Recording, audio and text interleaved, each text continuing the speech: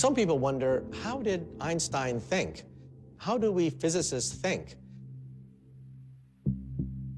Most of it is when we're quiet, all by ourselves. We stare out the window and have blocks of equations just wandering in our head until these equations fit together, and then we get a sheet of paper and scribble. It can be very frustrating at times, scribbling equations everywhere.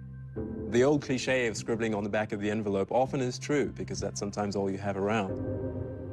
He was always thinking in pictures, visualizing things. When his father gave him a compass, he would just sit up night after night watching the needle point northward. It would send chills down his spine. Einstein once said, "I want to know God's thoughts in a mathematical way." Einstein wanted an equation, perhaps no more than 1 inch long, that would encapsulate all physical laws. The beauty, the majesty, the power of the universe into a single equation. That was his life's goal.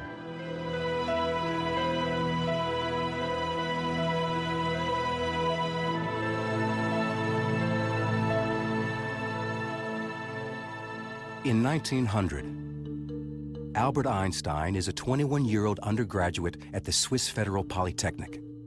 That this young man will one day be synonymous with genius was something none of his professors would have predicted. He would cut class. The professors thought he was a goof-off.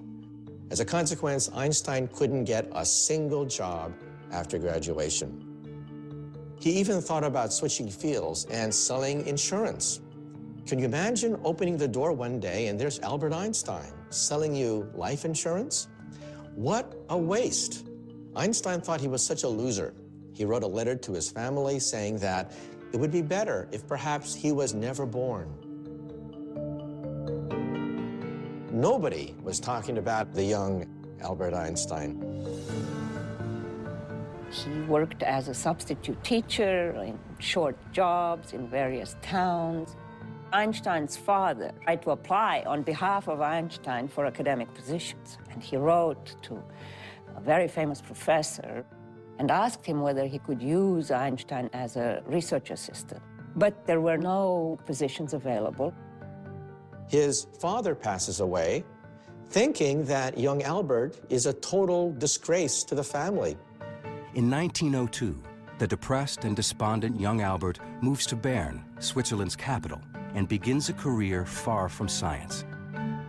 One of his friends arranged for Einstein to get a job as a lowly patent clerk in the Swiss patent office. In this office, on the 3rd floor, Einstein spends 6 days a week reviewing applications submitted by all kinds of inventors to the Swiss government. Given a patent, you had all this information, and he had to strip it down to the essence. And that honed his skills as a physicist. He would very quickly dash off all the patents that he had to analyze. He didn't find the work very strenuous. It was not so intellectually demanding.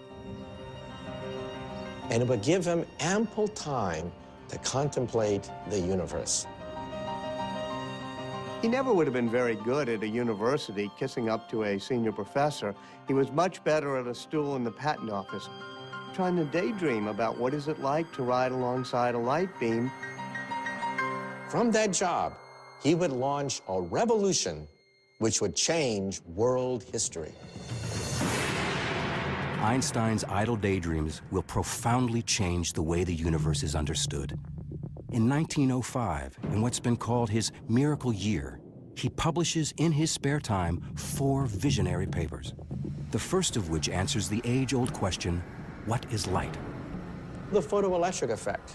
This paper, written by this total unknown, showed that light comes as a particle called the photon. We use that in television, we use that in lasers.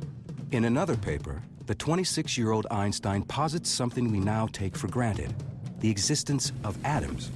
People didn't believe in atoms in those days, but he proved that atoms can actually make small little dust particles move in a liquid. And he calculated the size of atoms. These papers would have been a remarkable career for any physicist, but Einstein is far from finished. He writes yet another paper with the famous equation E equals mc squared. At the simplest level, this means energy can become matter, and matter can become energy. The tiniest speck of matter holds potentially huge amounts of energy. Unleashing it requires a nuclear reaction, the sort going on constantly in the night sky. Ever since people began to look up in the heavens, they would say, what makes the stars shine? But it took Albert Einstein to answer the question. Mass, M, turns into E, energy. That is the engine that lights up the stars. Today, E equals mc squared is Einstein's most famous equation. But another theory he publishes this same year is more important and more controversial: the special theory of relativity. When Einstein was a teenager, he enjoyed imagining what it would be like to ride a beam of light. Now, he returns to this daydream, and it changes his life. In the spring of 1905, Einstein was riding on a bus, and he looked back at the famous clock tower that dominates Bern, Switzerland. And then he imagined, what happens if that bus were racing near the speed of light? In his imagination, Einstein looks back at the clock tower, and what he sees is astonishing. As he reaches the speed of light, the hands of the clock appear frozen in time. Einstein would later write, a storm broke in my mind. All of a sudden, everything kept gushing forward. Einstein knows that back at the clock tower, time is passing normally. But on Einstein's light-speed bus, as he reaches the speed of light, the light from the clock can no longer catch up to him. The faster he races through space, the slower he moves through time. This insight sparks the birth of Einstein's special theory of relativity, which says that space and time are deeply connected. In fact, they are one and the same, a flexible fabric called space-time. Sitting alone on a city bus, Einstein believes he has glimpsed a secret of the universe. For Einstein, space was this place where stuff was, and it didn't do anything. It had stuff in it. And so space combined with time to become space-time is a more dynamic understanding of this arena that everything takes place in. It's becoming more alive in a way. He's saying very, very outlandish and very, very strange things. Rarely had anything so radical been submitted to Europe's most prestigious scientific journals. He was a complete outsider to the physics of his day, as he was, being in Switzerland, being a patent clerk. And yet he was ambitious enough to think that he could challenge the whole of the established physics at the time. You always hope that there will be total euphoria, that everybody will say this is a huge step forward in the subject. But that rarely happens. Whatever one's concept of time, it passes slowly for Einstein at the patent office. He submits papers to important scientific journals, the best scientific journals, and hopes for the best. And the best doesn't come for a while. He was anxious. What was the reaction of the physics community to his great paper? Silence. Einstein got very depressed. 3, 4, 5 months must have felt like an eternity to him. And then Einstein's papers fall into the hands of perhaps the one man who can fully understand him, Max Planck. Max Planck is the greatest theoretical physicist in Europe. Planck was the editor of Die Annalen der Physik in Berlin. The most important physics journal of the time. Here was Max Planck reading this paper from this unknown physicist. And Max Planck says, there is something here. Planck recognized immediately that this was an important paper from an important young scholar. The relativity paper was published in June 1905. That volume, number 17, is now one of the most famous publications in the history of science. At the time, Einstein wasn't even a scientist. He's still applying for jobs at colleges, high schools, always getting rejected. We call it Einstein's miracle year. It is certainly not a time that he would describe himself as a miracle year. Miracles convey a sense of something happening easily. I don't think that Planck knew that Einstein was a patent clerk of the third class. So he must have then become curious about who this unknown Albert Einstein in Bern was. This unknown Einstein is in fact the father of a 1-year-old son and husband to a quiet and serious fellow student from the Swiss Polytechnic, Mileva Maric. When he was at the Polytechnic in Zurich, he was quite a ladies' man. He would play his violin at ladies' luncheons and cocktail parties, so he knew quite a few young women in his day. But Mileva caught his eye. Mileva is the only woman in the class. Here was a physicist. He was smitten. In a temporary detour from their shared scientific passions, Albert and Mileva are married in 1903. A year later, their first son, Hans Albert, is born. The Einstein family lives in this small 2-room apartment in the Swiss capital. The rather limited circumstances in which they lived were not what he would have hoped for at this stage in his life. Mileva had always wanted to be a great physicist, but she flunks her exams at the end of her terms at the Zurich Polytech. She becomes a sounding board on all the great miracle year papers of 1905, especially the special relativity paper. She helps type it up, she helps check the math, but she ends up being a housewife. Einstein is trying to do his scientific work at the same time that he's working 6 days a week. In 1907, Einstein agrees to write a new article explaining special relativity. But when he re-examines his theory, he finds it seriously limited. It was called special relativity for a reason, and that was because it really only dealt with moving at constant speeds. In other words, Einstein's special theory of relativity only applies to a special case, an object moving in one direction at a constant speed. But Einstein wants to understand the real world, and the real world doesn't work that way. Einstein realized that his theory failed for accelerations. But in our universe, everything accelerates. On a bumpy road, jet airplanes, on a subway car, everything's accelerating. So there was a defect in special relativity. On Einstein's imaginary journey, if his speed varies at all, his theory, his notion of how objects behave in time and space, falls apart. His scientific mind wants it to apply to all cases. Einstein knows that for his theory to work, it has to account for everything in the universe. And that includes the pervasive and invisible force that holds everything together. Gravity. Gravity is everywhere. Gravity holds us to the floor. Gravity holds the sun together, the solar system together. Where was gravity in special relativity?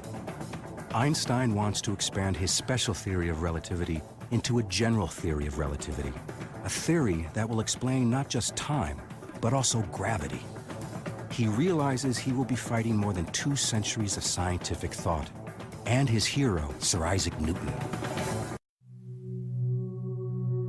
It's 1907, and the 28-year-old Albert Einstein is still a patent office bureaucrat. It has been 2 years since he published his special theory of relativity, and the ambitious Einstein decides to advance an even more radical interpretation of the universe, a general theory of relativity. Doing this will require him to take on his scientific hero, Sir Isaac Newton. In Einstein's time, Isaac Newton was God. Newton was the founder of modern science. This is the actual first edition of Newton's Principia Mathematica of 1687. This priceless artifact is the very, very famous book which became the foundation of universal physics for centuries, until Einstein upset the apple cart.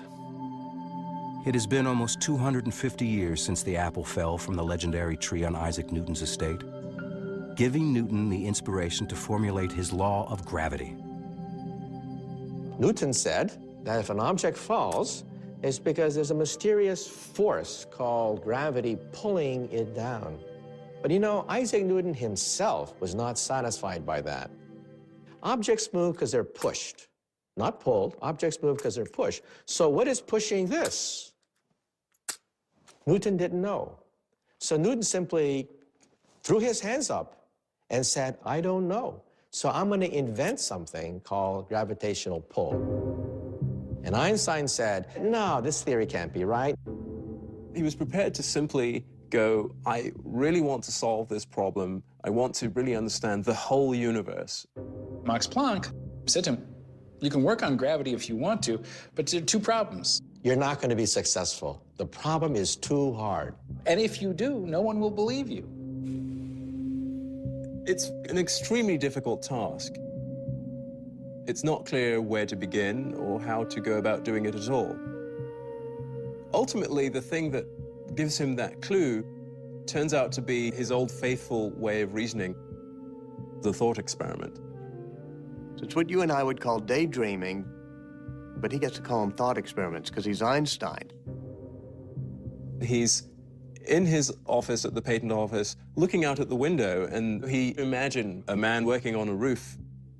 And he begins to wonder what would happen if one of those men were to fall off the roof. And then he had the happiest thought of his life, the inspiration of the ages.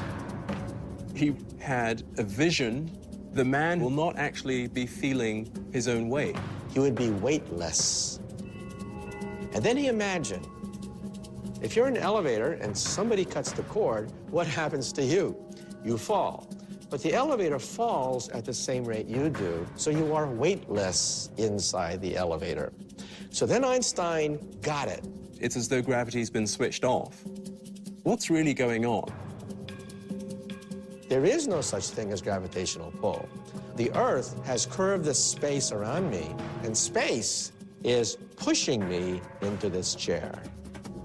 Space itself can be curved. That's crazy sounding. Space is adjustable. It's actually malleable. Space and time are malleable. It's this flexible thing that can be twisted. You bring an object into space, and it distorts the space around it. Why does the Earth go around the sun? Most people would say, well, the sun's gravity is yanking the Earth toward the sun in a circle. Wrong. The Earth is going around the sun because the sun has warped the space around the Earth, and space is pushing the Earth toward the sun. He had a new theory of gravity, a new theory of the universe. Einstein publishes his ideas about gravity. At the same time, his work on the atom brings him increased attention. As a result, in 1911, he's offered a position as a full-time scientist at the University of Zurich. The 32-year-old patent clerk finally leaves Bern to become, for the first time, Professor Albert Einstein. People start realizing that those miracle year papers of 1905 are probably right. And he starts getting invited to the Solvay conferences, which are the gatherings of the greatest physicists in Europe. Convened by the Belgian philanthropist Ernest Solvay, these conferences bring together the greatest scientific minds in Europe, and Albert Einstein is among them. In fact, he's the youngest professor there. He made an impression. He was friendly, he was funny, and he was smart, really smart, and people saw that. That was also a moment when Mileva must have perceived that she was still part of this small Bern world, whereas Einstein had become part of a bigger world. She writes these plaintive letters saying, tell me about it. I wish I were there. I would love to meet these great scientists. It was always my dream to meet these great scientists. She became jealous of not only the other physicists, but of physics itself. Einstein's lectures become the talk of scientific Europe, and he's invited to speak in Berlin, capital of the country in which he was born. Berlin at the time was the most vibrant city in Central Europe. Einstein hadn't been in Germany since he left at age 15 to avoid the draft. He renounced his German citizenship the next year. While Einstein was in Berlin, mainly to visit colleagues, he was also invited by a cousin. A first cousin named Elsa Einstein. They had known each other as kids, but Einstein had lost track of her. Living on her own, had divorced, she had 2 daughters. She's just the opposite of Mileva. She's not a scientist, she's not an intellectual, but she loves making big old dinners and taking care of Einstein. They liked each other's company, taking long walks, looking at the boats, and he must have been fascinated by her.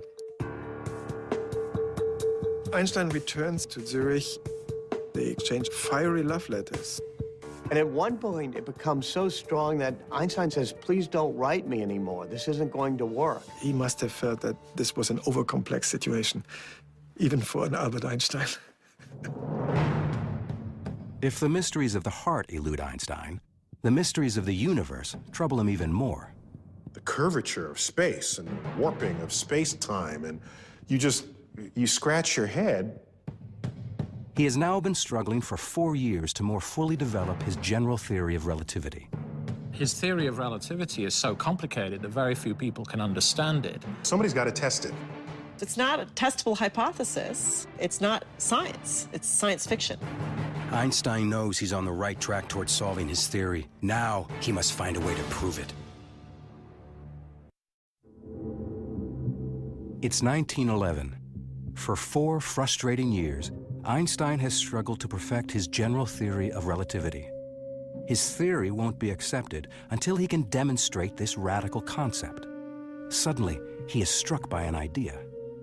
If he can shine a beam of light through an area where space is curved, then according to his theory, the beam of light will actually appear to bend. Light only knows straight lines. What's bent is space. What could have enough gravity to bend light so much? Well, what about the sun?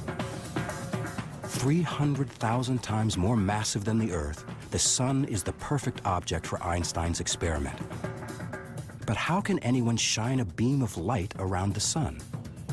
He says light from a distant star, as it passes right next to the sun, and the sun's gravitational field will be bent. Because space is bent around the sun. But even if Einstein is right, he'll never be able to see it happen because the sun is just too bright. Except, when is the sun covered so that we can see what's around it without being blinded by the light? That only occurs during a total solar eclipse.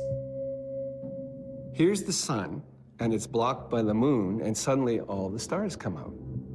He figured if you have the sun here, and there's stars way back here, and the light's coming in toward you, it will bend slightly. So to your eye, you think that the stars had gone out like that. Light going around the sun. That's something that even his mother could understand. Nobody actually was willing to say without doubt, this is the truth, until somebody can prove it by taking a picture. So who do you turn to? You turn to the astronomers, the astrophysicists. Our laboratory is the entire universe. by 1912, Einstein believes he is finally on the verge of proving his long percolating and provocative theory. He publishes this revolutionary prediction and puts the call out to the astronomy world. Go out and measure. He said, go to an eclipse and do this observation. Nothing happened.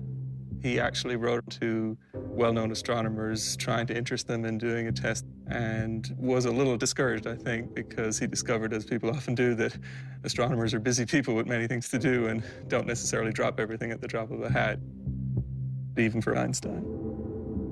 It's a frustrating and bitter setback for Einstein. But then, at the Berlin Observatory, a young assistant answers the call. He's an impassioned and brazen young man who's willing to go, quite literally, to the ends of the earth for Einstein. His name is Erwin Finley Freundlich. Freundlich was in his early 20s. He wanted to make a name for himself. He got a sense that here is my chance. This is new stuff, it's important stuff, and I could be part of it. I've seen the letter that goes in the other direction from Einstein to Freundlich, and it's all filled with this excitement. You astronomers can do great help to me by finding proof of the relativity theory. And that's Einstein, the human being, who is trying to get somebody to do things for him because he needs him. He finds out from Freundlich that he's getting married to his girlfriend, Katja. And they're going to honeymoon in the Alps. So Einstein says, come to Zurich and let's meet. Freundlich is on his honeymoon with his bride, and he goes to meet Einstein. He's looking for him out the window, and there he is. There's Einstein. He can recognize him because he's wearing this straw hat, and he's standing out like a sore thumb. And this is the famous Einstein that he's corresponding with this prediction and this great opportunity. And he's going to get to meet him. So he gets off the train and he shakes his hand and they're all animated. And before they can talk, they whisk the couple off the train and they go to Frauenfeld nearby. It's a suburb. To their surprise, the newlyweds are spending their honeymoon in an auditorium, listening to Einstein speak. And in the middle of the lecture, Einstein says, we need this eclipse test, and the man who's going to decide is sitting in the audience. His name's Erwin Freundlich, and there he is, and everyone looks, and Freundlich has to stand up and be recognized. And so Freundlich was thrilled, you know, this recognition at this great meeting. On the way back to Zurich, Einstein engages Freundlich in an intense discussion about gravitation while the new fiancée, Katja, just looks at the scenery. They start hatching up that plan of going to a total solar eclipse. The problem with the total solar eclipse, of course, is that it's only visible over a small area of the Earth because the shadow of the moon is actually only a few miles wide. They get these tables and they realize that the next total solar eclipse will occur in the Crimea, which is in Russian territory, on the 21st of August, 1914. Freundlich goes to his boss, says, look, let's go to Russia. I'm collaborating with Einstein. Will you put the money up? And he says, no way. He just refuses. Einstein is absolutely furious. Reaching beyond the European scientific establishment, Freundlich writes to the director of the Lick Observatory near San Jose, California, a rugged outpost of American astronomy. It was a community living on the mountain. They all had their families, their wives were there, their kids were there. They were depending on each other for survival. For many years, it had the largest refracting telescope in the world. But most importantly, it has William Wallace Campbell, a pioneer of eclipse photography. In the 19th century, eclipses used to be attended by astronomers who just did visual observations. I saw this, I saw that. They would draw diagrams, and if people disagreed, it was one guy's word over another. Photography meant you can actually capture what was happening and do precise measurements. Campbell pioneered that technique in the early 20th century. Freundlich writes a personal letter to Campbell. He says, there's going to be an eclipse in 1914. Why don't you come to Russia and let's do this? So there's this wonderful correspondence between Campbell and Freundlich, the senior doyen of California astronomy and this little pipsqueak of an assistant in Berlin who's doing this against the will of his boss. They will be the first to either confirm or to discredit Einstein's new theory of gravity. This was an important observation. Campbell had a fever in him. He saw fantastic opportunities for Lick Observatory and for America. And he says, I'm going to get this sucker. This is a tough problem, and I'm going to be the one to crack it. Meanwhile, opportunity is knocking on Einstein's door. His original mentor, Max Planck, is asked by the King of Germany, Kaiser Wilhelm II, to recruit the best scientists for a new institution in Berlin. Planck recommends the young man he considers his own discovery, Albert Einstein. And they said, if we bring Einstein here, People will look at this and say, Berlin is where the action is. It's worth whatever it takes to get him here. On July 11th, 1913, two men arrive at the Zurich train station. Max Planck and Walter Nernst, a renowned German chemist. They are hoping that a personal appeal will persuade the rebellious young scientist to return to his German homeland. Two men, middle-aged guys in dark clothes, get off the train, and they go find Einstein. They're so different. Max Planck is very proper Prussian, always very well-dressed and well-groomed, wearing the monocle, talking in very formal tones. And there's Einstein, who's refusing, even back then, to comb his hair and dressed in, you know, sort of old coats and however he feels like it, already starting not to wear socks. They make a great offer to him. He'll be a professor at the University of Berlin. He'll be a member of the Prussian Academy. He won't really have to teach classes. He'll have all of the research help he needs. It was Max Planck. It was Nernst. It was the Prussian Academy of Sciences. It was the entire world of physics that had said no, bearing down and saying, we want you. Einstein did not answer the offer. Einstein says, why don't you just go take a trip for the rest of the afternoon up the mountain? And said, I'll meet you at the train station when you come back. I'll be carrying a bunch of flowers. And if the flowers are red, I'm coming to Germany. And if flowers are white, sorry, no go. Thanks for coming.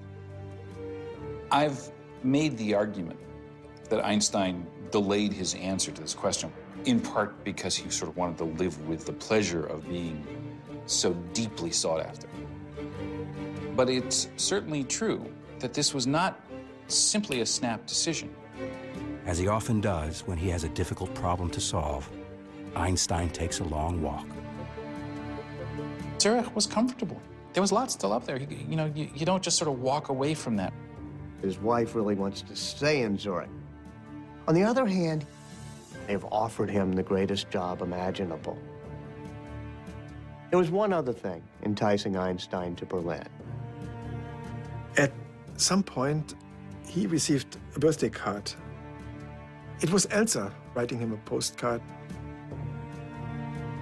This must have exploded on him as, reawakening all these emotions. Planck and Nernst come back. They're at the train station.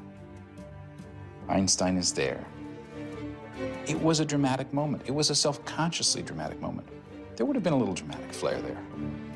He's holding his flowers, and they look, and the flower is red. Einstein says, gentlemen, I'll go to Germany. I'm going to become one of you.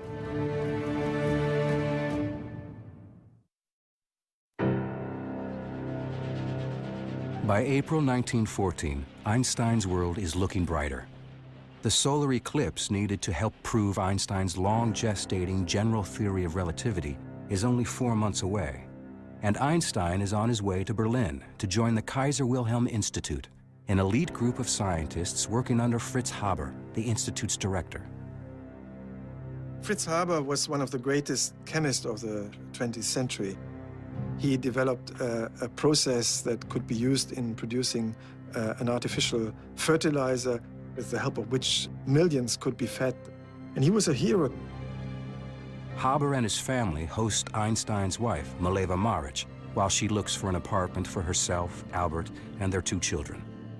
Haber observes that resettling in Berlin seems to be unsettling relations between Einstein and his wife. Mileva always was a brooding and somewhat despondent woman. And in Berlin, it gets much worse. He's dallying with his cousin, Elsa. Einstein is a very brutally honest guy, so every now and then he apparently would tell Mileva about Elsa. Then they start fighting with each other. Not surprisingly, the man who approaches the universe in a unique way has a rather unconventional approach to married life. Einstein gives Mileva an ultimatum. If you want to stay married to me, you have to do the following things. It's a contract. It says you have to bring me my meals in my room. You have to speak to me only when I want to have conversation. You're not to expect intimacies from me. More power to her. She doesn't sign this contract. She decides, no, I'm not going to go for that. She goes and stays again with Haber and his wife Clara. In that time, Haber is sort of a go-between and is negotiating. He's trying to hold them together. He's the one who keeps seeing if maybe they can come to an accommodation. They both respect him. But Haber's best efforts to save the Einsteins' marriage are a failure. The decision to split is finally irrevocable, and Einstein says it's not going to happen. Lacking enough money to support two households, Einstein makes Mileva a brazenly self-confident proposition. He offers her a deal. He says to her, one of these days, one of my papers will win the Nobel Prize. If you give me a divorce, I'll give you the money. Now, this is an amazing sum of money. She could end up very wealthy, and she could move back to Zurich with the kids. He is sure he's going to get a Nobel Prize. Mileva's not quite sure. She's a scientist. She calculates the odds. She consults with Fritz Haber. She decides to take the bet. Mileva takes the two young boys, and Einstein accompanies her, along with Fritz Haber. Einstein has to go to the train station, say goodbye to his boys. And he starts crying. Haber's never seen him cry before. This was a really quite devastating moment for him, and Haber was the man he was with, sort of holding him up through this moment. Einstein has staked his children's future on winning the Nobel Prize, by no means a sure bet. He is dependent on Erwin Freundlich and William Campbell to bring him photos of the total solar eclipse so he can see how the stars seem to move. Shortly before saying goodbye to Mileva and the boys, Einstein has another farewell at the Berlin train station. There is Freundlich with his two buddies about to leave Berlin. Einstein is there. He's very, very anxious. Freundlich and two of his colleagues are lugging 4 astronomical cameras and cumbersome equipment on a long and treacherous journey. They're going to take a train and go all the way to the Crimea in Russian territory. Freundlich and Campbell hope to maximize their chances of good weather and good eclipse photographs by camping in different sites. Freundlich's party sets up in southeastern Crimea. Campbell locates near Kiev. They are both determined, despite the frightening and spreading rumors of a world war. Then the worst happens. On June 28, 1914, the Archduke Franz Ferdinand of Austria is assassinated. The German Kaiser declares war on Russia, and Einstein's eclipse expeditions are suddenly in jeopardy. Einstein is really worried. Einstein has no way to warn them. Didn't know what was going to happen. And then, deep in the Crimean forest, the war comes to Freundlich's camp. Freundlich suddenly sees some uniformed Russian officers coming to his camp and asking him for his papers. Heart starts going beep, beep, beep. Russians come over to see what they're doing and realize these are Germans with a telescope. And they start tearing down his equipment. Get off my equipment. I have to observe an eclipse. These are our possessions now. Your country declared war on us. You have nothing to say. They arrest them immediately. There's no questions asked, and they are considered spies. Herr Freundlich, you are now a prisoner of war. What? Campbell, an American, is neutral. And the Russians allowed them to continue to observe the eclipse. They had come all this way, spent all this money, survived the fact that war broke out, and clouds ruined their plans. Total failure. Not only does Campbell fail to get his photograph, but he is forced to abandon his state-of-the-art equipment. Because he is an American, Campbell is not arrested, but he leaves for home a defeated man. Campbell says one wants to come home by the back door and see nobody. Einstein in Berlin is shattered. The expeditions are failures. Freundlich and his team spend several months as prisoners of war in Russia. For Einstein, it is a disaster. Proof of his most revolutionary theory, general relativity, is slipping between his fingers.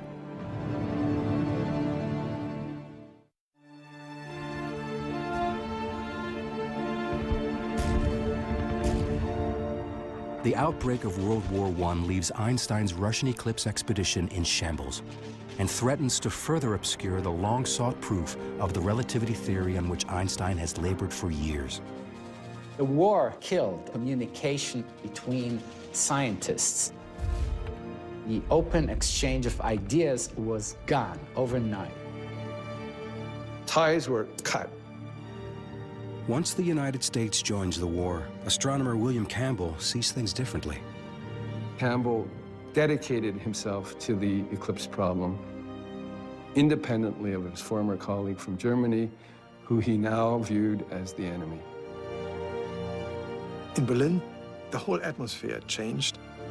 When Einstein looked out of his window, he would see a lot of patriotism. In his eyes, a whole nation went crazy.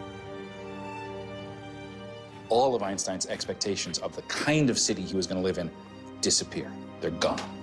Hundreds of thousands of German young men marched enthusiastically. His best colleagues, Planck and Haber, were enthusiastic about the war. His close friend Fritz Haber, like Einstein, was born German and Jewish. Fritz Haber converted to Christianity, and he tried to assimilate as much as possible. One of his great moments of pride when he actually received a commission in the German army. Really almost unheard of award for a converted Jew. Einstein saw this as ridiculous. Haber said, I'm a chemist. I understand the chemistry of the chlorine atom very well. I know that chlorine gas is poisonous. Can I turn this into a useful weapon? Haber felt he could construct a devastating enough weapon that it would end the war quickly, thus a humane outcome.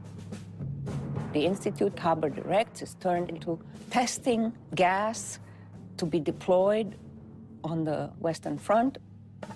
Einstein has an office in Haber's institute.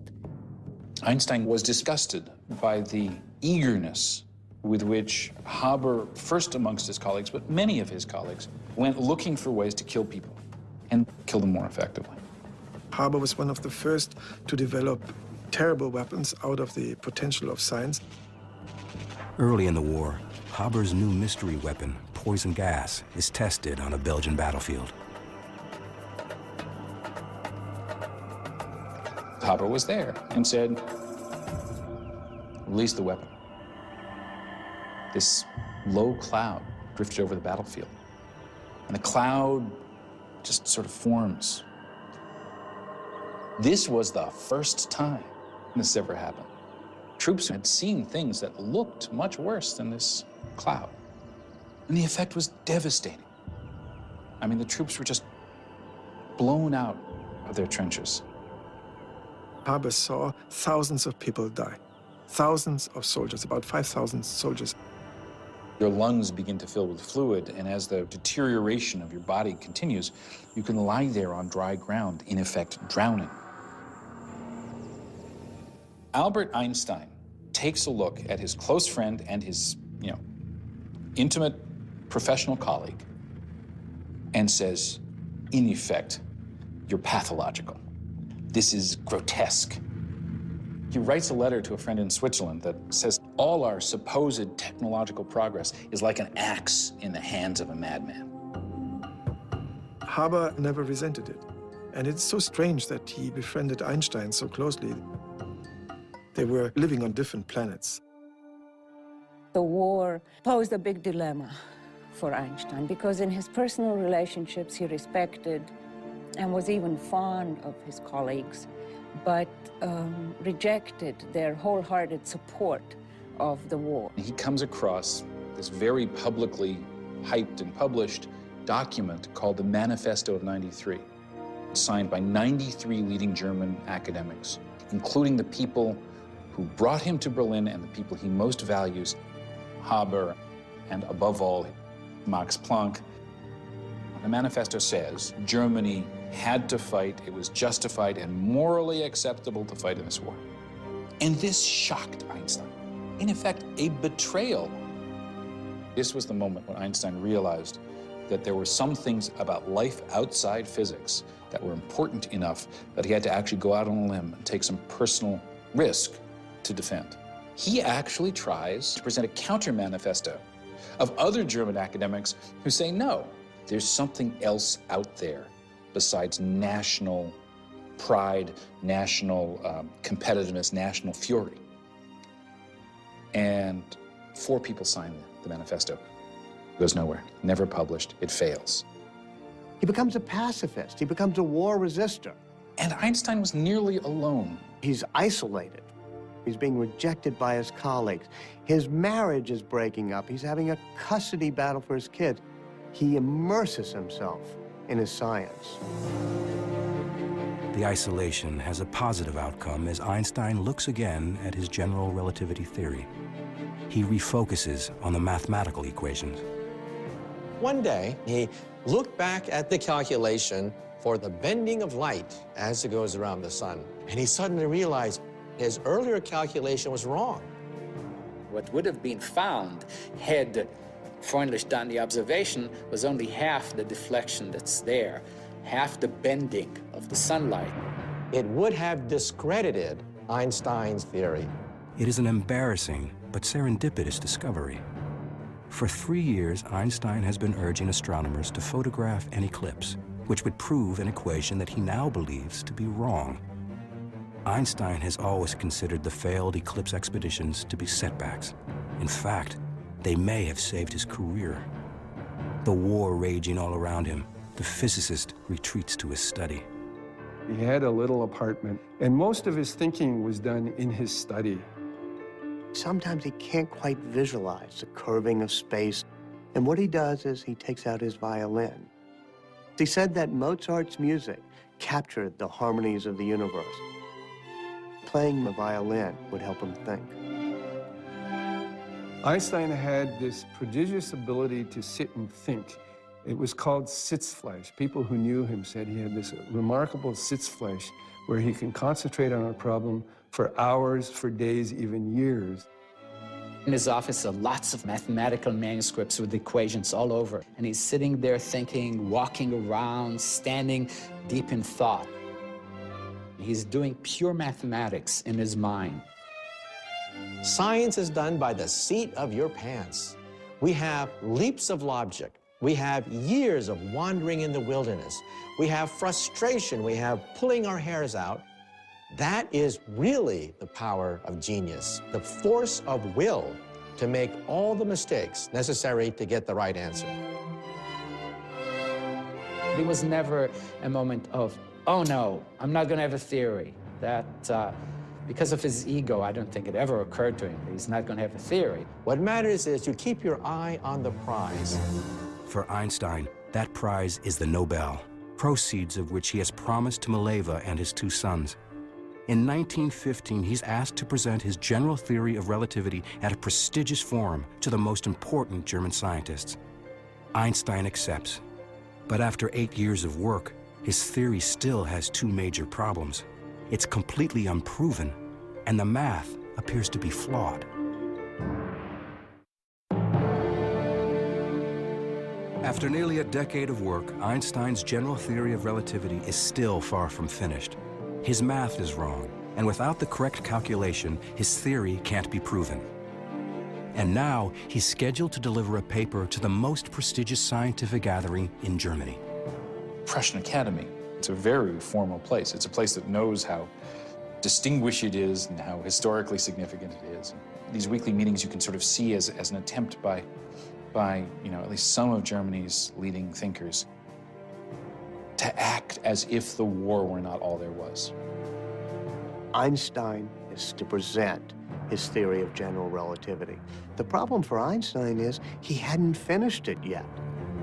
In the fall of 1915, Einstein was hardly thinking about anything else. He was completely focused on finding the solution to a puzzle that had occupied him for more than 8 years. Einstein is trying to come up with these equations that describe how space is curved. And he's working deep into the night. If you look closely, it's really trial and error. You're not seeing a mathematician who just, throws the ideas, perfect formulas onto the paper of the notebook. He cancels everything and says nonsense. These terms disturb. So he's sort of talking to the math. Sometimes he turns the notebook around and then he, throws it away with disgust. It can be a real blow when an idea you've been working on doesn't work out. This gut-wrenching feeling. Since discovering his math error, Einstein believes he is making real progress. His equations are nearly complete. He accepts an invitation to speak at Göttingen University, essentially a dress rehearsal for the Prussian Academy. Einstein is up at the board writing his equations and trying to describe his problem. In the audience is one of the greatest mathematicians of all time, David Hilbert. Hilbert sits there and listens very carefully to Einstein. He thinks, I can solve the problem. I can do it better than Einstein. There's always this worry that you might get scooped. You become a little bit paranoid, or sometimes a lot paranoid. There's always this feeling I have when I have a good idea, which is that, well, if I've had this good idea, that probably means that someone else is going to have or has had this good idea too. Einstein goes back to Berlin, and Hilbert goes into his own office. And Hilbert sits there and thinks and tries to race Einstein to the big prize of general relativity. He was one of the greatest mathematicians of his time. A controversy between the two giants, a giant of physics and a giant of mathematics. Hilbert, the nasty guy here who thinks he can beat Einstein, starts working. Hilbert thought that physics was much too important to be left to the physicists, or the mathematicians should take care of it. Stakes are very high here. All or nothing.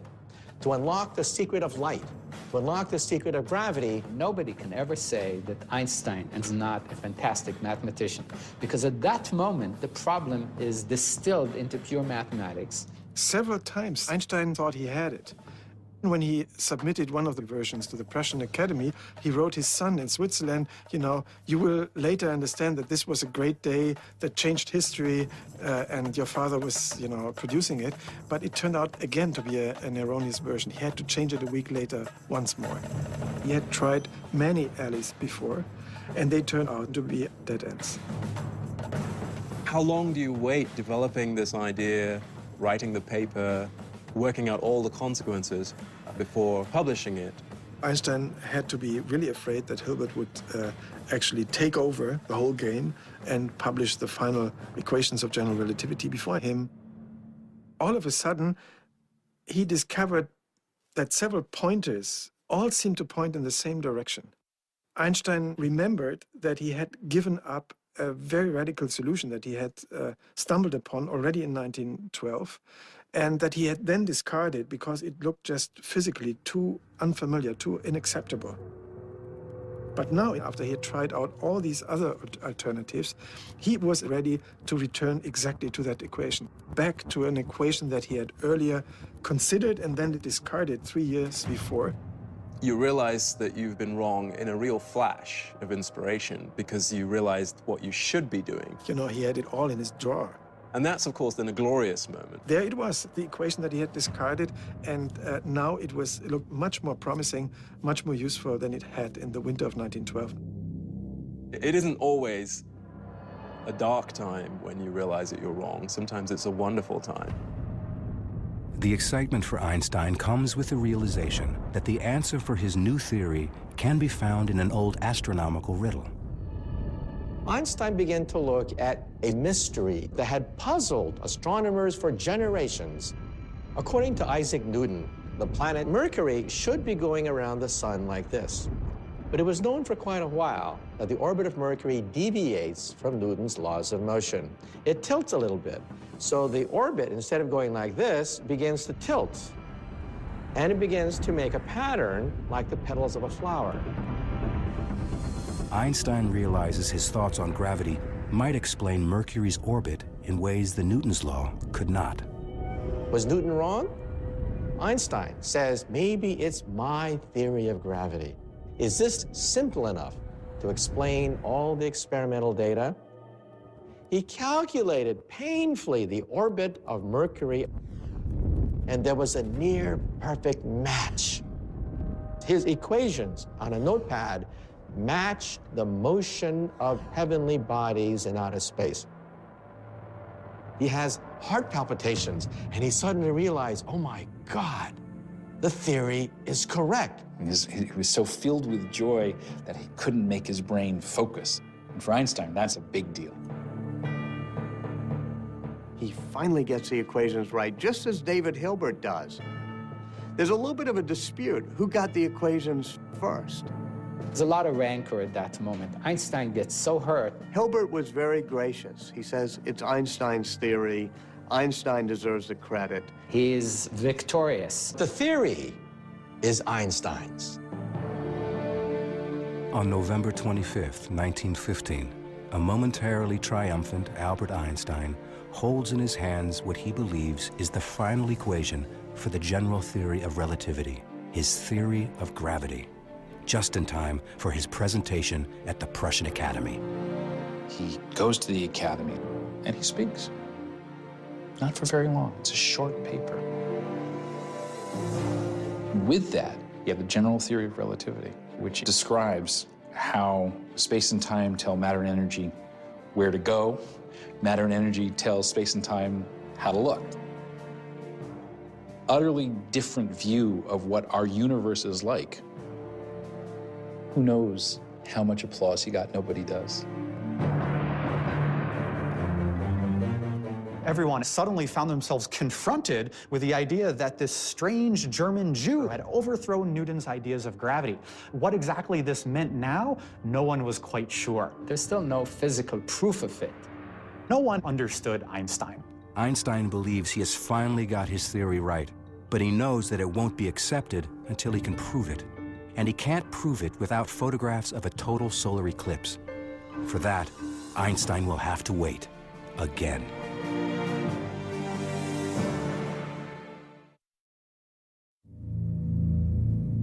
Einstein publishes his completed general theory of relativity in 1916 with the corrected mathematical equation.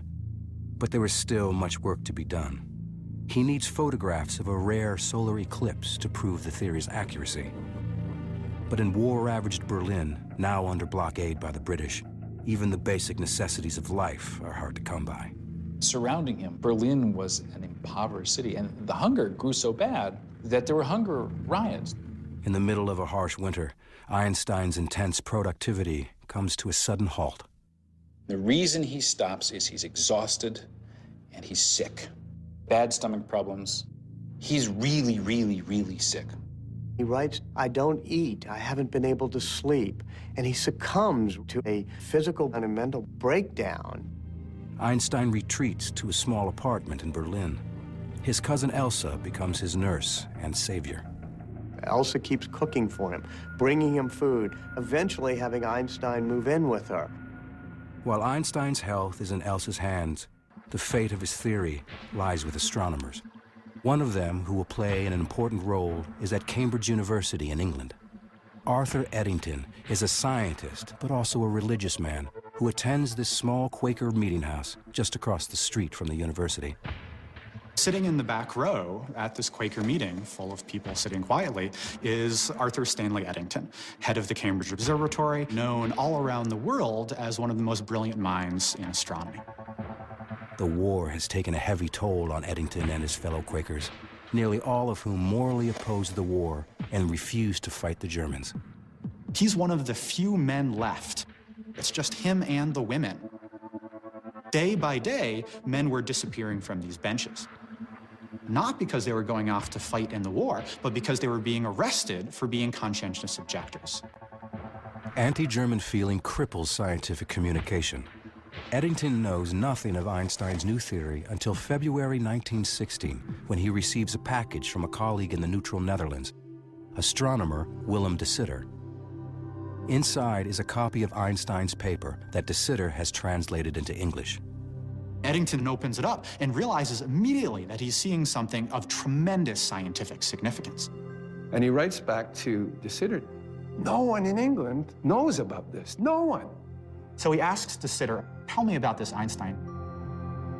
De Sitter says, well, Einstein didn't like the war and in fact had written a manifesto against the war. And when Eddington hears this, he says, this is perfect. This is so important, we have to do something with it. The mission becomes more than a scientific quest. Like Einstein, Eddington is isolated because of his political convictions. Eddington sees this exciting scientific challenge as a way to show that scientists across enemy lines can support each other for a higher purpose. Eddington says, relativity is the most important scientific theory since Newton, and it's done by a German, and even better, Einstein, a brilliant, peaceful scientist. He wanted to stand up there and show the world and show his scientific colleagues that an Englishman will stand up for a German. And the Eclipse expedition was the perfect opportunity. But the forces of interplanetary alignment may not wait for the war to be over. The next full eclipse will occur in June 1918, and it won't be visible in England, where Eddington is trapped by war. However, it will be seen in the state of Washington, practically in the backyard of a man who has been down this road before, William Wallace Campbell of California's Lick Observatory. There was going to be another eclipse in 1918, not very far from Lick Observatory in Goldendale, Washington, in the west. If Campbell succeeds in photographing this eclipse, he can be the first person to determine if Einstein's theory is right or wrong. Because there was a war going on, no one else could go. The Europeans couldn't send an expedition, and so he had the field to himself. But Campbell also has a problem. They didn't have their equipment because it was still trapped in Russia. Campbell had been forced to abandon his state-of-the-art camera gear in the Crimea back in 1914 when World War I first broke out. So he improvises. Campbell went scrabbling around for equipment at Lick Observatory. They got a lens here, a tube here, and they cobbled together a couple of cameras for Goldendale. The Lick party was forced to use substandard equipment. Campbell has no choice but to take the risk. He has a total solar eclipse all to himself and may never have another opportunity like this again. Campbell's party travels to Goldendale, Washington, and gets ready for the coming eclipse. It was close to home, so the whole family went. Campbell's goal is to photograph the stars that emerge in the brief period when the sun is hidden by the moon. But on Saturday, June 8th, 1918, it seems that the universe is once again not ready to yield its secrets. Clouds moved in, and it looked like he wouldn't even get observations, and Russia would be repeated, which he hated. And suddenly, just at the crucial time, when they needed a clear sky, the clouds parted. Campbell begins taking photographs of the spectacle. It starts when the moon first comes in contact with the sun and then starts to move over the face of the sun. The sun becomes smaller and smaller and smaller until the last moment when the sunlight actually passes through the valleys between the mountains of the moon. And then this bright, brilliant beam of sunlight, and then the sun is entirely eclipsed. It's the blackest black you will ever see. My first eclipse, I literally lost my breath. It was like jumping in cold water where you go, you know, you can't believe it. It is breathtaking, literally breathtaking. It's a gorgeous sight. It's just, wow. Most powerful experience that I've ever had in my life. The New York Times had a reporter, and they wrote an article, "Clouds Fall Away for Eclipse." There's a little subtitle, "Test of Einstein Theory." This is the first time that an American newspaper mentioned Albert Einstein. Campbell assigns his most trusted astronomer, Heber D. Curtis, to analyze the photographs to prove or disprove Einstein's theory. Looking in, a star would have been visible, one of the stars that was to be measured. That star would have been very carefully centered on crosshairs in the eyepiece. Once that was done, The scales could be read in the X and Y directions, and a very precise position could be assigned to the star. From those numbers, it could be determined whether the star had appeared to change position. Einstein has predicted that the warped space around the sun will create an optical illusion, making the stars appear to move outward ever so slightly. Einstein predicted much less than a millimeter. This is not an easy measurement to make. Unlike most theories that people put forth, Einstein's general relativity makes very specific predictions. Very tight, it's got to be this, and if it's not that, then the entire foundation of the idea has got to be discarded. Extremely precise, painstaking measurements. There was no wiggle room in Einstein's relativity because the idea that gravity is the manifestation of the curvature of space and time. I'm going to say how much it curves and what happens to matter or light in the presence of that curvature, calculate it, make the prediction. If the prediction doesn't come true, you don't go say, okay, let me see if I can tweak the theory. Not in this case. You can see on these pages the kind of labor that Curtis had to endure in order to make these measurements. There's page after page after page of this. Some pages crossed out. All you needed was one experiment to show that any aspect of relativity would fail. And he'd have to go back to the drawing board completely. Curtis looks at the stars and sees nothing unusual. They all appear in their normal places, which can only mean one thing. Einstein is wrong. But Campbell is unwilling to risk his reputation on improvised equipment. Nobody wants to reveal an answer until everything has been double-checked. The best tactic is total silence until you're absolutely sure what you found. Campbell orders Curtis to check his results again and again.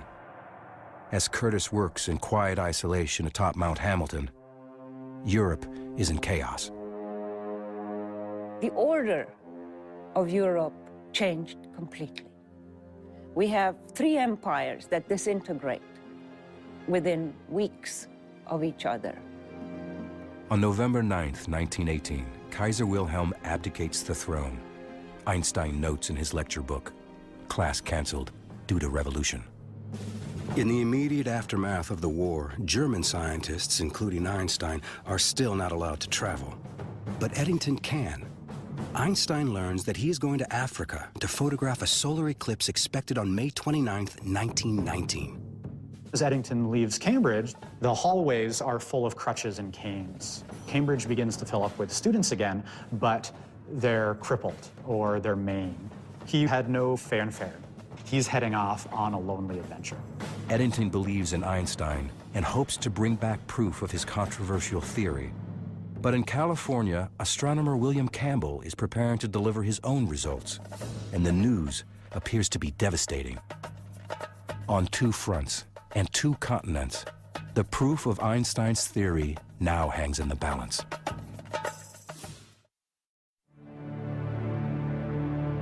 It's February 1919. Atop Mount Hamilton in California, William Wallace Campbell is examining and re-examining photographic plates which appear to indicate that Einstein's general theory of relativity, his theory of gravity, is wrong. But Campbell has competition from British astronomer Arthur Eddington, who is on his way to photograph an eclipse in Africa. Eddington leaves Britain and heads south. He's in his late 30s. Travel in those days was not comfortable. This is the tropics, the height of summer. It must have been a very unpleasant place to be. In May of 1919, after 10 weeks at sea, Eddington and his assistant arrive on the shores of Principe, a small island off the coast of West Africa. Malaria is a big problem. There are poisonous snakes. He has to hack his way through the jungle. They spend a month building a telescope in the middle of the jungle. The day of the eclipse, rain is coming rolling down. He's crushed. Phenomenal disappointment. But then suddenly, amazingly, a gap in the clouds, he sees a black moon. They have to begin taking photographs right then. They just start the device, the mirror begins to rotate, and then you put a photographic plate in the end of the telescope. It holds the film, and that plate has to be held with the telescope. Everything has to be aligned correctly. Take out a new photographic plate, put it in. Take it out, put a new photographic plate in, and you try to get as many as you can. Tremendous race, but let's keep calm. Let's maintain composure. There's a great tendency to leave the lens cap on, to get the exposure incorrect, to make a fundamental error that would then ruin your career. Time is ticking away, the precious seconds. He doesn't really care about the sky going dark and everything. He's looking for the star that's right there by the sun, grazing the sun. He's so busy working the telescope and switching out the photographic plates that, as he says it, he just had to do it in faith. He basically had to trust that something was going to appear on his plates. Like Campbell before him, Eddington is in for a crushing disappointment. He quickly discovered that most of his plates were worthless. The clouds have obscured nearly all the stars on every single photograph. But the very last few plates had just a few stars, which gave him some encouragement that he was going to be able to salvage something. You can imagine Eddington in this remote island, sitting down with a micrometer, a measuring machine, and looking, this distinguished theorist looking at these plates. His discipline is phenomenal. Now, to make these measurements, it's difficult. We're sitting here under this thick layer of atmosphere. Light comes from the distant reaches of the universe, and then it gets like jiggled and wiggled and smeared as it gets through the atmosphere. And by the time you're looking at starlight, which should be a pristine point of light, it's this smudge. It's a smudge. It would quickly become apparent that it was going to be a much, much more difficult job. They're doing these precise measurements in the middle of the jungle. He can't wait to get back to Britain. Of course, it's going to take him months to get back. Einstein was waiting very anxiously. He was getting a lot of letters from friends and colleagues asking if any news was afoot. But relations between England and Germany were very, very frosty, and Einstein didn't think it would be at all appropriate for him to presume to write to one of these English astronomers and ask them what was going on. Eddington returns to Cambridge Observatory just as Campbell sails into London. Campbell is here to address the Royal Astronomical Society, an organization dating back to the age of Isaac Newton. He carries with him the secret results of his eclipse expedition of the year before. Campbell is the first to speak, and he was nervous because there were a lot of emotions flying about this test and a lot of reputations at stake. The anxiety must have been enormous because he's in front of all of his colleagues. There is that one moment, the one moment that you stand before your peers. I don't think you ever really feel ready. Butterflies. And then finally, Campbell announces his results. He said Einstein is wrong, and Lick Observatory says Einstein is wrong. But the session takes a dramatic turn with the reading of a cable from Eddington. His preliminary findings show just the opposite. The British were going to say that Einstein's right. Eddington still had more calculations to do, and it wouldn't be ready for a couple of months. But here we have this special meeting of the Royal Astronomical Society. Everyone's watching. Campbell says Einstein's wrong. The British say, we don't know yet, but it looks like he might be right. I mean, just delivered a death blow to Einstein. Campbell started to really get nervous, sitting in that room. Campbell sends an urgent message to his colleagues back in America, who are about to release their negative report on the eclipse photos. It was an historic cable of 5 words. Delay publishing Einstein results. Campbell. 4 months later, on November 6, 1919, Eddington travels from Cambridge to London to address the Royal Astronomical Society. He has finalized his photographic findings on Einstein's theory. People come down from all over England to see what's going to happen. Everybody is shoving their way in there so they can see what the results are going to be. The portrait of Newton overlooking the whole ceremony. Had Newton been able to look down on this meeting, I think he would have been absolutely fascinated. Eddington begins the meeting by pointing to the portrait of the founder of the Royal Society and saying, "Forgive us, Sir Isaac Newton, your universe has been overturned." The eclipse was partially obscured by clouds, but a few photographs of value were obtained. The secretary of the society records Eddington's results.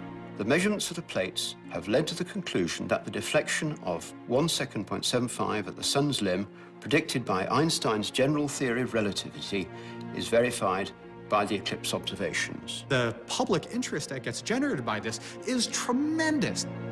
Outside of the scientific community, no one had even heard of Albert Einstein, let alone his bizarre theories. Now the public learns that everything they believe about the universe is wrong. The Times of London says, in effect, there is a whole new theory of the world. Ideas we've known for hundreds of years are wrong, and this man, this German scientist, Albert Einstein, has given us a new truth. The New York Times has one of the greatest headlines. Men of science, more or less agog over eclipse observations. Einstein theory triumphs. And it is then that the German press also picks up on these events. There's a Berlin magazine that shows him sort of this romantic face with a already fairly, dramatic hair, and this faraway look in his eyes. And the caption to the cover of this magazine says, a new figure in world history. Although few people really understand Einstein's ideas, soon everyone knows his name. Beers are named after him. Mothers named some of their children after him. Einstein himself never realized that his obscure theory of gravity would excite the public imagination. He says things are crazy here with the press. They all want an article, they want a lecture, they want photographs. It is all a craziness. This is, one of the first great ages of photography. So there are pictures of Einstein. There are undersea cables. People can carry news all over the world. There are newsreels. You can see the man moving and talking. Without such freedom, there would have been no Shakespeare, no Goethe, no Newton, no Faraday, no Pasteur, and no Lister. But despite the public adulation, scientists still have their doubts about his theory. People are making a mistake. They're mistaking Einstein's fame for acceptance of his theory. They're equating the two, and that's very far from what happened. A backlash set in. In the New York Times, you can see that they were constantly questioning, who is this famous scientist? Most British people and most Americans, most people from the Allied powers were very hostile to Germany after the war. They were not at all interested in reconciliation. So many people were saying, oh, Eddington was so motivated by the goal of peace and promoting international brotherhood. He was so convinced by the theory that perhaps he allowed himself to be a little bit biased. He's been criticized for fudging the figures. The photographic results from the two solar eclipse expeditions, Eddington's and Campbell's, result in a split decision. Another expedition will need to be mounted. Both Einstein, who has been trying to prove his theory since he first proposed it in 1907, and Campbell, who has been working on the problem since 1911, have tremendous personal stakes in the results. Now it was a matter of not just science, it was a matter of international reputation, it was a matter of personal reputation. This was personal. Campbell checks the charts and sees that the next best eclipse to photograph will be in Australia in 1922, more than 2 years from now. And it turns out, he will not be the only one to take up the challenge.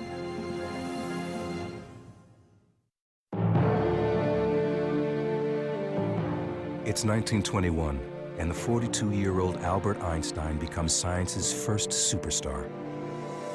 Einstein has this sort of victory tour of the world. In America, the newspapers are reporting as the boat goes across the Atlantic, Einstein is coming. There are 15,000 people waiting to meet Einstein in Lower Manhattan. This is for a theoretical physicist. He traveled all up and down the East Coast, through the Midwest. Einstein is a total phenomenon. But more importantly for Einstein, the scientific community is still debating whether his theory is correct.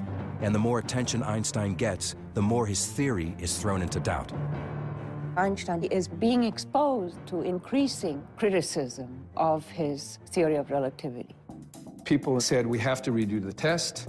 In September of 1922, a total solar eclipse will be fully visible in Australia, and William Wallace Campbell sees an opportunity to set things right once and for all. He started making plans to completely redo his equipment. Completely redesigned entirely with this measurement in mind. This was the Cadillac of Einstein effect measuring equipment. The first eclipse point was the very, very, very westernmost part of Australia, on a place called 90 Mile Beach. But this time, Campbell is not the only one pursuing this goal. 7, count them, 7 expeditions went to Australia. The British sent an expedition. Freundlich led an expedition. It was the first time he had a chance since Russia. John Evershed, a British astronomer, was able to come from India. The Canadians sent an expedition, and 2 Australian expeditions went. Serious competition to Campbell. The British and Freundlich got clouded out. One of the Australians couldn't get any data. Their equipment was lousy. Poor Evershed from India had beautiful clear skies, but he had technical difficulties, so he got nothing. Campbell, now in his 3rd expedition, is much better prepared. He gets perfect results. And they showed, I think, 92 stars that the Einstein effect was not only there, but it behaved as Einstein predicted, very clearly, very unambiguously. This is one of the lenses which confirmed the theory of relativity. The light actually passed through this lens and actually fell on this plate. This stuff is way cool. I mean, this is the heart. The stars that could be seen around the eclipsed sun, here highlighted, showed just the deflection predicted by relativity. They nailed it. Einstein was so right. It is a proud personal achievement for Campbell and a landmark moment for science. The Lick Party finally succeeds, gets extraordinarily good results, and resoundingly corroborates Eddington's 1919 measurements. Now, who was the first person that Campbell sent a cable to with the result? Albert Einstein. He wanted Einstein to know, boy, did we vindicate you. Boy, did we show that Eddington was right, despite what all the scoffers are saying. For Einstein, this was a tremendous triumph. The eclipse expedition gives us amazing proof of something that looks theoretical, and yet it's very much part of our lives. They showed that space-time around the sun was curving. It was a whole new way of thinking about how gravity works. How strange is that? That's completely against our intuition. But it's what the data showed, and you cannot argue with the data. Nature agrees. Yes, Einstein, that's a beautiful theory. You're right. Finally, 15 years after he first proposed his radical general theory of relativity, upending more than 2 centuries of scientific thought, Einstein is victorious and vindicated. Almost. The Nobel Committee rejected him in 1919 and in 1920 and in 1921 because no one accepted the theory of relativity. Einstein had promised the money from the prize as part of his divorce from Mileva and his support for his 2 sons. Mileva has resigned to the divorce, living with the boys in Zurich, waiting for the money from the Nobel Prize to come her way. She's actually relying on it. You know, it's not until 1922 that they finally announce his Nobel Prize. And one of the ironies, he never gets it for the theory of relativity. Instead, Einstein receives it for the first of his Miracle Year papers, which describes the photoelectric effect. This work becomes the foundation for quantum mechanics and unlocks the secrets of the atom. To Einstein's former wife, Mileva, the prize means something more down to earth. She gets the money and she ends up buying 3 apartment buildings in Zurich. Mileva did not make a very good living from these investments, but she survived. For Einstein's cousin Elsa, who has nursed him through the bad times and waited patiently for years, there is also a victory of sorts. She has convinced Einstein to marry her. Great surprise. It was a strange marriage. Einstein had many lovers afterwards, and he never felt that this was sort of, you know, the perfect way of life for him. But she loved being Mrs. Einstein. She loved traveling with him. She loved the prestige and the glory that came from being his wife. As the world recovers from a horrific war, it embraces a man with the obscure occupation of theoretical physicist and turns him into a global icon. Here you have the end of the most destructive war in European memory. And here this pacifist saint comes along with a wild halo of hair, piercing eyes, and people on all sides of the Atlantic, in Germany and in England and in America, could all celebrate him as a man of peace, but also somebody whose science transcended the horrors of war. That's where the emotional resonance of his accomplishment came, I think. And that's why people seized on him, not just as a smart guy, but as a symbol, you know, maybe an all-purpose symbol of what humanity can do well in the context of what humanity has clearly done so terribly. His story, the solo scientist who turns the world upside down, is enticing. Alone in his studio, using only his mind and a pencil, Einstein made bizarre discoveries as intriguing to the public as the most talked about music and movies of the day. They loved the mystery. Einstein himself said so. The fact that there are these wonderful words into the fourth dimension, bending of space, time warps, all that kind of thing. It's great. You know, light moves in ways you don't expect. These are kind of romantic ideas. These are, you know, mind-bending ideas, and people picked up on them in all kinds of ways. And it had this cool quality to it. He could see in ways that no one else could. He put together elements of the universe that others had not imagined would fit together. The general theory of relativity is one of the greatest achievements of the human mind. If you think about it, the entire modern age, the age of laser beams, telecommunications, satellites, that age was opened up by the work of Albert Einstein. For example, black holes and neutron stars and the Big Bang itself, you cannot describe them adequately without Einstein's theory of general relativity. It is beautiful and simple and profound. And all the best theories of the universe are just that. Einstein dies in 1955 at the age of 76. But more than a half a century later, the man and his theories continue to capture the popular imagination and to inspire. Here was a man, because of the power of his intellect, the sheer power of his mind, was able to rise above poverty, rise above war and strife, to become one of the great figures in all of human history. And that was an inspiration, because you don't have to be born handsome, you don't have to be born with muscles, you don't have to be born that way.